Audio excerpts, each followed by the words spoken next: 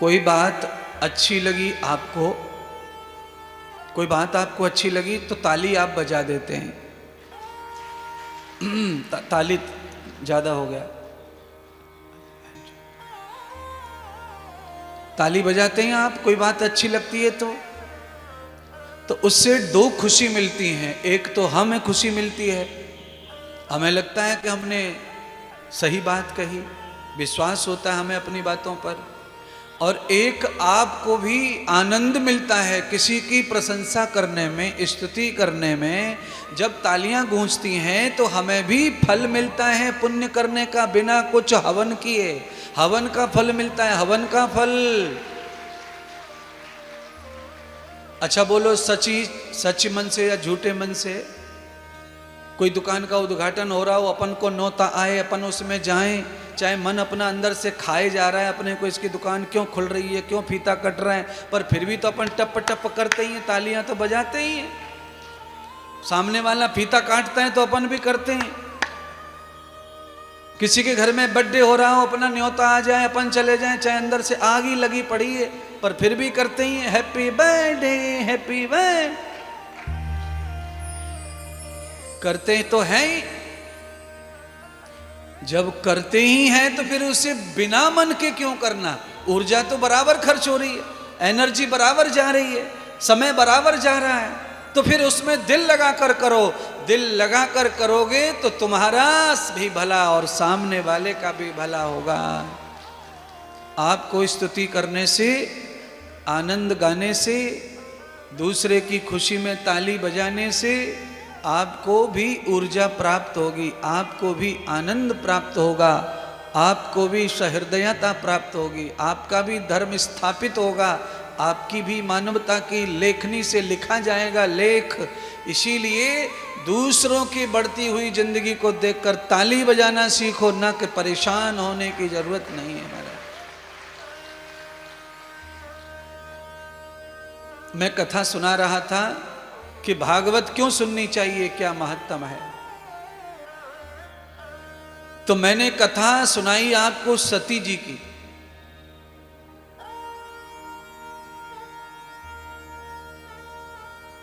माता सती का पावन विवाह हुआ था भगवान शिव जी के साथ।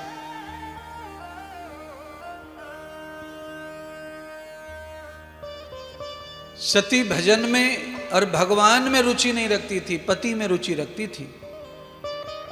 शंकर कौन है? भगवान ही है वो। पर शंकर भगवान की इच्छा ये थी कि ये मेरी आराधना न करके राम की आराधना करे, जो मेरे इष्ट हैं।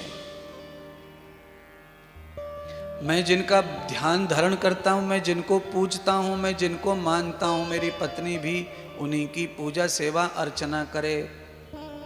और पति के देवता को पूजने से पत्नी का धर्म सिद्ध होता है। इसीलिए पत्नियां जो भी हैं मायके में जो भी पूजा पाठ करती थी, वो पूजा पाठ पति के घर में आने के बाद अगर बदला जाए तो बदल देना चाहिए। अपने पति के ही देवता को पूजकर पति के साथ ही आहुति करनी चाहिए।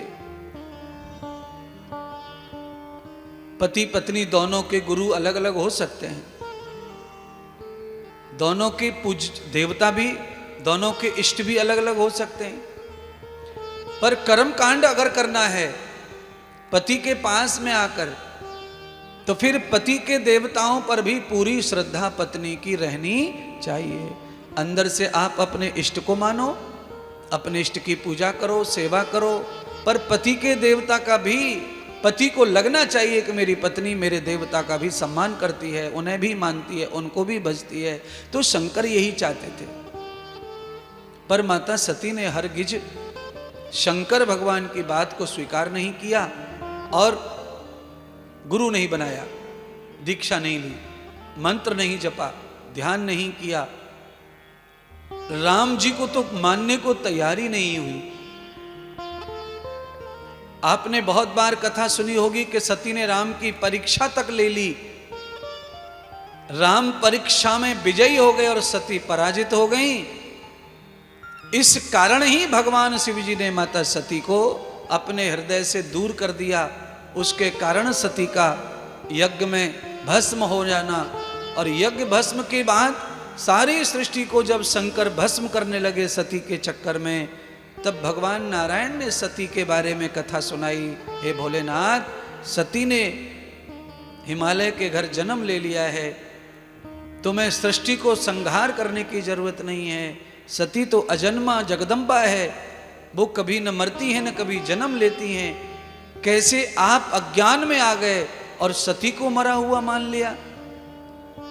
अब आप कथा को इस तरह समझें, भगवान नारायण शिव जी को आकर ये बता रहे हैं कि सती अजन्मा है, और आपको कैसे लगा कि वो मर गई।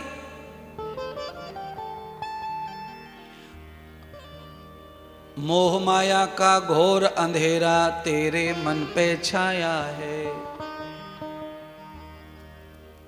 जन्म मरण को जो आदमी माया के रूप में देखता है तो वो सच है, और इसको हकीकत में देखता है तो ये सच नहीं है। क्यों? न जन्म है न मरण है, और माया के रूप में जन्म भी होता है और मरण भी होता है। शरीर का निर्माण होता है और शरीर का ही नाश होता है। अजन्मा शरीर आत्मा तो न मरती न पैदा होती, न मन मरता न बुद्धि मरती। यह अजन्मा शरीर है, सूक्ष्म शरीर है। तो भगवान नारायण ने कहा, जो स्थूल था, नाशवान जो शरीर था, पंच भौतिक जो शरीर था, मल मूत्र से भरा हुआ जो शरीर था, रक्त मवाद से भरा हुआ शरीर था, बास गंदगी से भरा हुआ जो शरीर था, वो आपके लायक नहीं रह गया था, तो सती ने समाप्त कर दिया। उनका पवित्र शरीर तो आपका ही था, आपका ही है और आपका ही रहेगा। थोड़े ही दिन में वो पार्वती आपके रूप में आ जाएंगी। आप अपना क्रोध शांत करो। तब भगवान शंकर ने अपना क्रोध शांत किया। पार्वती दोबारा भगवान शिव जी को प्राप्त हो गई।